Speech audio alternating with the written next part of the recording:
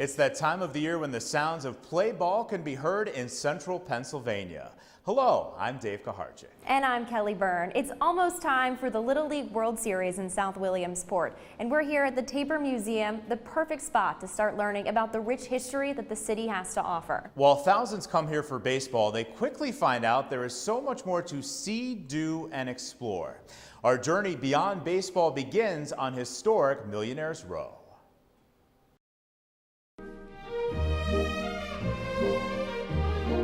This elegant house on the corner of West 4th and Walnut Streets in Williamsport has garnered national attention from the New York Times and represents one of the most spectacular examples of Queen Anne Victorian architecture in the Commonwealth. This house was one of the last houses to be built in Millionaires Row, 1888. The Rowley House has a fascinating history that began with a man many in America knew at the time. Mr. Rowley was actually known throughout the nation for his entrepreneurship, and he had everything from coal mines to cattle to lumber business to woodworking machines. Edwin Rowley was so popular that the entire town shut down upon his passing. A procession led down West 4th Street to Rowley's viewing in his home. The home then came into the hands of the Diocese of Scranton in 1932. The diocese owned the home for more than 50 years. There were 14 nuns that were housed here, and this was their convent. Bob Kane bought the home from the diocese around the turn of the most recent century, restoring it to its authentic Victorian style. Kane says one of the most notable things in the house was something that wasn't found in many residences at the time. It's a very, very valuable chandelier that all the globes on it are Russian pattern cut glass. That chandelier is actually electric at a time when most things were done in gas. Some of the more impressive features of the home include intricate woodwork and stained glass windows that would make any of the fanciest designers envious. The window that we have in the staircase that rivals anything that Tiffany did. It has jewel glass, it has chunk jewel glass, it has hand-painted and fired glass. This is all natural. This house was built with indigenous hardwoods that were forested, timbered here in this region. Bill Hoffman gives tours of the historic home. He says while visitors from all across the United States and even the world get to enjoy 5 rooms of the house today, it once had much more usable space. The house originally had 13 bedrooms. There were 7 bedrooms on the 3rd floor and a ballroom on the 3rd floor. Furniture in the house completes the intricate, ornate style. It was made just before the Civil War. Restoring and maintaining a home that's 130 years old requires a lot of work. That's where Preservation Williamsport comes in. We had to replace a very significant slate roof that took us 5 years. Anderson hopes that the Rowley House will remain intact for future generations to explore. If it's not here, when some young kid that we get in here with a children's group or from, that comes over from the Tabor or wherever, that one spark that you're going to ignite. I mean, if we're not here, it never happens. Preservation Williamsport will continue to update the Rowley House and try to find other ways to use it for the community. How about this relic here in the Tabor Museum that traces the history of Williamsport? The Grit newspaper, once world famous, got its start right here in Williamsport. And the Williamsport area continues to be a wonderful place for business. It features a renowned healthcare facility, places to eat and explore. Nestled along the west branch of the Susquehanna River, Williamsport is a premier destination in central Pennsylvania, home to thousands of people and dozens of businesses. There's a lot of vitality in downtown Williamsport where a lot of other communities struggle with that. Its vibrant downtown and close proximity to several major metropolitan areas attracts people from up and down the East Coast, and local entrepreneurs are taking note. We are fortunate with regards to the amount of investment that is taking place by local people primarily. If you look at what is going in, it is not those store chains. It is a lot of downtown local ownership, which we appreciate. We sell chocolates. We buy the best chocolates. We don't make it. We buy it from the best candy companies and small specialty candy manufacturers around the country. And we do specialize in nice peanuts, Amish and Moravian cookies. Bernie Katz is the co-owner of Le Chocolat, a candy store started by his wife nearly 30 years ago. Or you'd be surprised how many adults stand there for like 10 minutes. Well, I'll take one of those, and no, give me one of those instead. You know, and they're just like kids in a candy store, and they love it. Bernie says Williamsport residents appreciate small mom-and-pop shops, and supporting locally owned businesses gives the community a sense of pride. Each year, more shops and restaurants spring to life. Downtown Williamsport has seen a really great growth over the last 15 years. Things are popping up left and right. One of the staple spots, the Bullfrog Brewery, is located in the center of downtown Williamsport. We try to source as much as we can locally, particularly our meats and our produce. So everything you're getting is all farm raised, and it's done in a sustainable way, so everything is as fresh as possible. The city is also home to UPMC Susquehanna Williamsport, a nationally ranked 24-hour emergency hospital serving residents in the Williamsport area. I think the mix of urban, suburban, and rural is interesting from the hospital point of view. We have a relatively large, complex patient population. The hospital is essential as more people are making Williamsport a place to visit and live. We do have some vacancies. Those are opportunities. That's the way I look at it. It's opportunities for those who see that entrepreneurial spirit is still alive in downtown Williamsport. You have that ability to step in and do that as well. Every college major, from aviation to web design, we explore the campus of Penn College of Technology next. If you go back to our roots, I think that's what's so fundamental about where we are today. We started as the Williamsport Technical Institute, we became the Williamsport Area Community College, and now Penn College. What that says to us is that in our entire history, we've been focused on making people have the opportunity to get a higher education degree and to get a job. And then it's where the stars come to shine. We'll give you an exclusive look at Williamsport's Community Arts Center. Stitch Hendrickson and the New York Pops opened. We had Yo-Yo Ma on stage. We had Aretha Franklin on stage. We had Lean Greenwood on stage. When Leonard Skinner came here, I thought it was something really, really cool. The entire theater stood the entire concert. It was really neat.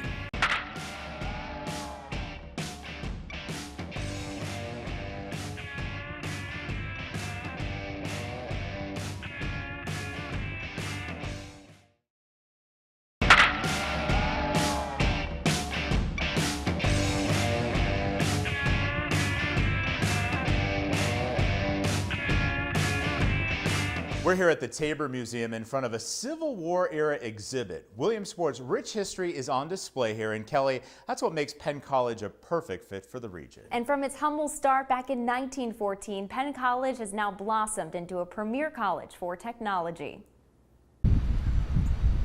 In our entire history, we've been focused on making people have the opportunity to get a higher education degree and to get a job and a degree that works. It's that philosophy that's allowed Pennsylvania College of Technology to become a top school in the nation for applied technology education.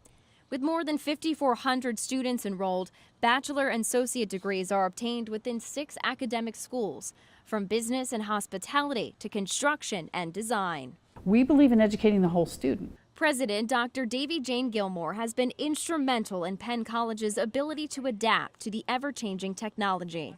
Students aren't just taught from a textbook, they learn through experience. We need to have real planes, real diesel engines, real robots. We need to have real cars in automotive. It needs to be hands-on, and it needs to be made by hand, in the sense that the students are actually getting their hands involved in the activities.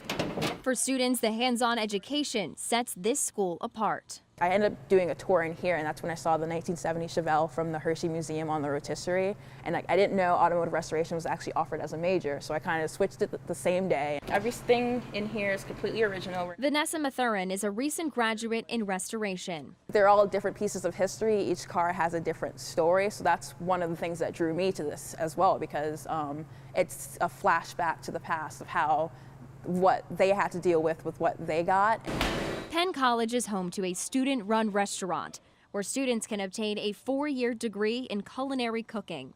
A guest home built by students sits on the beautifully landscaped campus, as does an art gallery. Students can receive unique degrees from brewing and fermentation science to game and simulation programming to baking and pastry arts. The most important thing is you have to love what you do. The only way you're going to be good in life at what you do is if you're passionate about it. Penn College has many unique degrees, including a brewing and fermentation science degree, which was recently recognized by the Master Brewers Association. The area also has many other hidden treasures that feature the arts, history, the stars, and the planets. It's a building in downtown Williamsport that's somewhat deceptive from the outside. People are very surprised when they do make their first visit, coming into the facade of the building, which is somewhat contemporary from the exterior, and then walking into this magnificent theater. The Community Arts Center has a rich history that dates back to the 1920s. This site was originally a hotel that burned to the ground, and the Comerford Theater chain, which operated theaters throughout the Northeast, created this place as I would call it a movie palace, but really is more comprehensive entertainment. The original Spanish Basque architecture, which was a form of Art Deco, was made to help one relax. And these ornate theaters were designed to take you from the reality of the street to the unreality of what happens on the stage. After an impressive early run, the theater fell into disrepair. Penn College purchased the building in 1989, reopening it as the Community Arts Center in 1993. World-class entertainment graced the stage during that opening season. Skitch Henderson and the New York Pops opened. We had Yo-Yo Ma on stage. Gosh, I wish we could afford him now. We had Aretha Franklin on stage. We had Lean Greenwood on stage. Whether you're up here in the mezzanine or down on the floor up front, every seat here at the Community Arts Center is a good seat to enjoy a show. I sit in the seats that I sat in on opening night. I've had those same seats forever. I occasionally will move to the mezzanine area because you have a show like Riverdance where there's something happening all over the stage. It's a good viewing point. The Community Arts Center has a stellar lineup to celebrate its 25th anniversary and continues to look to draw even more people from all across our area. From the stars on the stage to the stars in the sky, another treasure of Williamsport can be found on the campus of Lycoming College. The Detweiler Planetarium features a 30-foot dome with an optical mechanical star projector. Shows on space, planets, and more are offered regularly to the public. Lycoming College has had a planetarium since 1968, and when they were designing this building, the planetarium was going to be one of the main features of this building because it is Lycoming College's way to connect to the community. And welcome aboard to Hiawatha. My name's Captain Mike. While we're on the subject of community, you can't have a list of treasures in the Williamsport area without mentioning the Hiawatha. It's a paddle wheel riverboat located on the breathtaking Susquehanna River in Lycoming County. Recent updates have made this river excursion more magical than ever. There are also many other parks and outdoor trails to explore here in the Williamsport area. We are 3 hours from all the major metropolitan cities. So you can have everything that you need. Culture, theater. But if you look around, you can have all that here too. We have the Community Arts Center. We have 2 colleges. We have a world-class health system. We have the most beautiful mountains, rivers, streams, fishing. We have it all. We have everything right here in Williamsport. Next up, we'll play some ball, little and big league style. It's a bucket list for anybody who's trying to see sporting events or wants to come experience an amazing free event for really anyone in the world.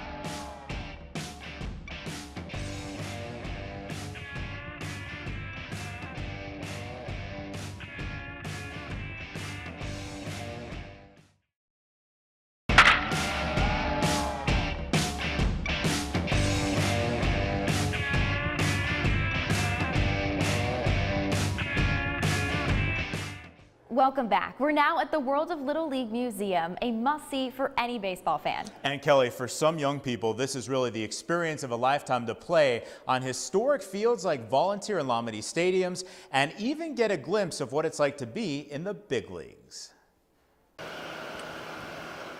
Lomity and Volunteer Stadiums. They're iconic spots that put Little Leaguers on the big stage each August in South Williamsport.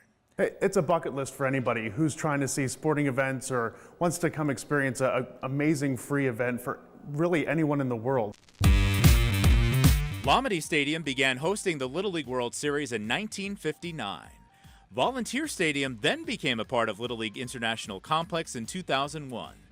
The additional field was named after the many people who gave their time to make Little League baseball possible and allow the Little League World Series field to expand to 16 teams.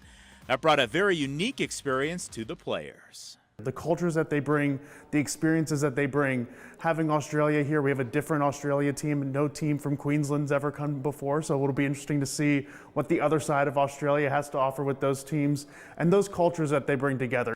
McClintock adds that Little League Baseball also teaches kids much more than just sports skills. You learn life lessons that you're not going to learn anywhere else. Teamwork, dedication, hard work, determination, coming together to overcome adversity. The players in this year's Little League World Series will also get to enjoy a very special treat, a big league game. What's even more fascinating, Little Leaguers will get to see firsthand how it's possible that you can go from the Little Leagues right to the big leagues here in Williamsport. Well, this year it's going to be the Mets and the Phillies. It's a Phillies home game, and a lot of the players on the Phillies Major League roster started right here in Williamsport. This is the second year that Major League Baseball has held a nationally televised game during the Little League World Series. A regular season Major League Baseball game to be contested here in a minor league stadium, a small one at BB&T Ballpark. The Williamsport Crosscutters call historic Bowman Field home. The stadium features state-of-the-art upgrades. A night out at a Crosscutters game completes the whole baseball experience in Williamsport and offers a memorable time for all. We always say your whole family can come, mom, dad, the kids, maybe grandma and grandpa too, and everybody can come out and have a good time, and maybe they all have a good time for a very different reason. Sinacropi adds that there's really no better affordable way to bond with your friends and neighbors in what he calls a community front porch setting. One of the most popular non-sporting events at the Little League World Series is pin trading, and Eyewitness News has its very own pin. So Dave, do you want to trade? I think so, Kelly. And now that we have our pins, the bands, the fans, and the teams are getting in step and in tune for the Little League World Series. Up next, Williamsport welcomes the world with a grand parade. It's a really great place to be able to come and visit.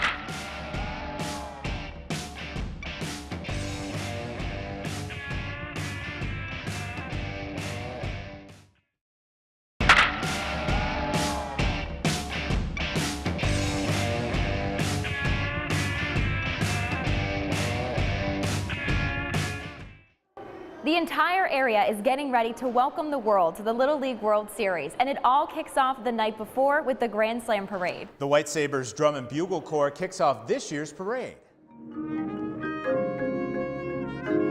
The White Sabres Drum and Bugle Corps from New York will lead off this year's parade.